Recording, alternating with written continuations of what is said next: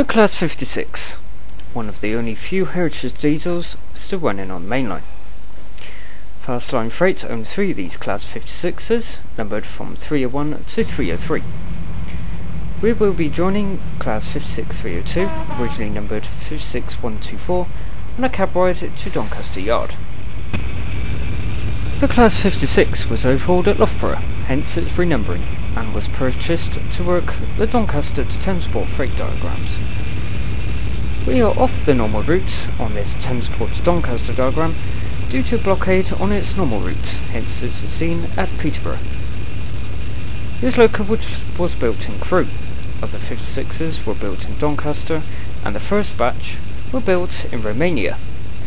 The reason the rest of the locos were built in the UK was due to the poor reliability of the Romanian 56s, as they were poorly manufactured, hence BR decided to build them at Crewe and Doncaster.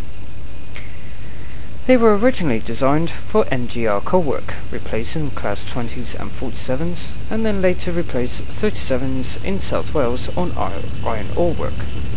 They did have a small stint on the Muirhead and Whatley stone trains, but this did not last long and were replaced by Class 59s. They worked until they were replaced by the Class 60 and 66s. The last 56 working was in 2004.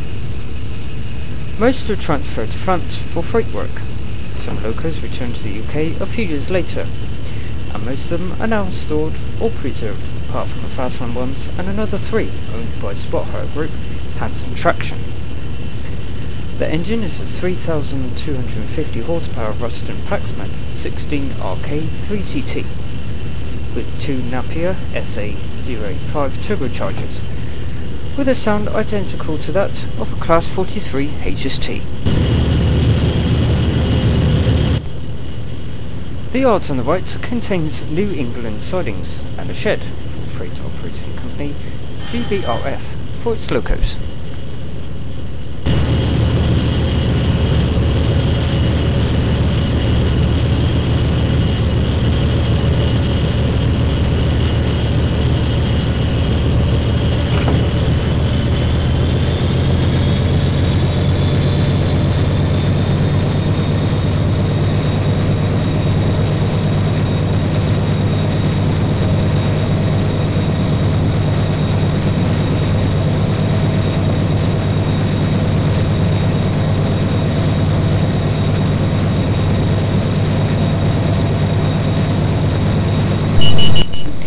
This section is the fastest line speed on the UK network, at 140 miles an hour.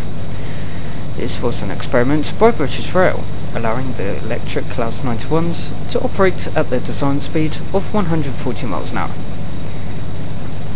British Rail thus introduced a new 5th signal aspect, a flashing green, meaning that the next signal will either be showing another flashing green or a fixed green. This allowed trains running at 140 miles an hour enough time to stop at a red aspect safely. However, the downside is that this section was only for testing, and no passenger trains are authorised to run at 140 miles an hour. Instead, all drivers must follow the rules and stick to 125 miles an hour, except for us, as we're running at no more than 75 miles an hour.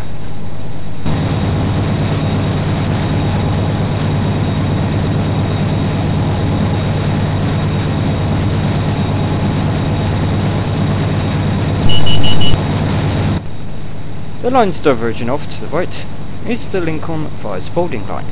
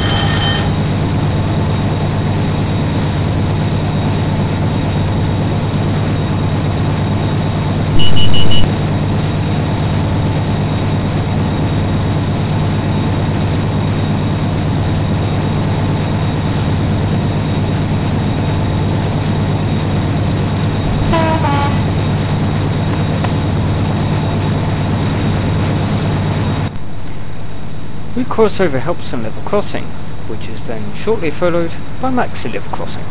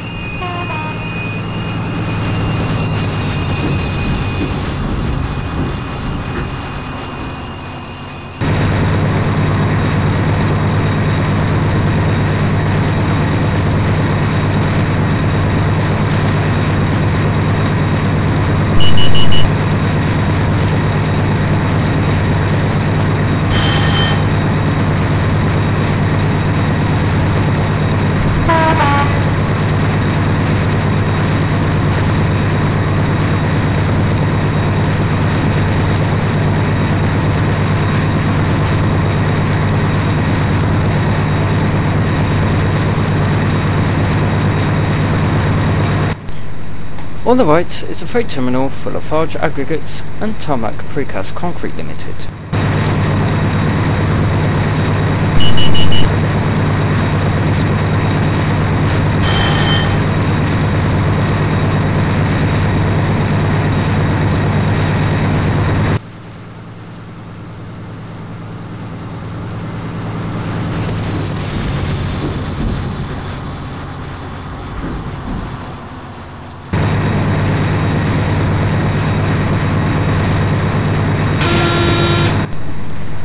A permanent speed restriction warning board. This reminds drivers of an upcoming speed limit that is lower than the current. In this case, it is warning drivers that there is a speed limit reducing from 140 miles an hour to 125 miles an hour and should start slowing down for the limit. Of course, as we have already covered, the 140 mile an hour limit is no longer official use, so drivers could keep running at 125 miles an hour, except for us, of course. Stoke Bank, starting at a gradient of 1 in 200 and later rising up to 1 in 178. It was here that Mallard broke the world speed record at 126 miles an hour on July the 3rd, 1938. This broke the previous record set by the Germans with their DRG Class 05, which topped 124 miles an hour, which was held in 1936. However, just after the speed record on the bank, Mallard came to a stand at Peterborough, and it's found that she had overheated. The A4 was then towed to King's Cross. A few days later, Mallard was back on revenue earning services.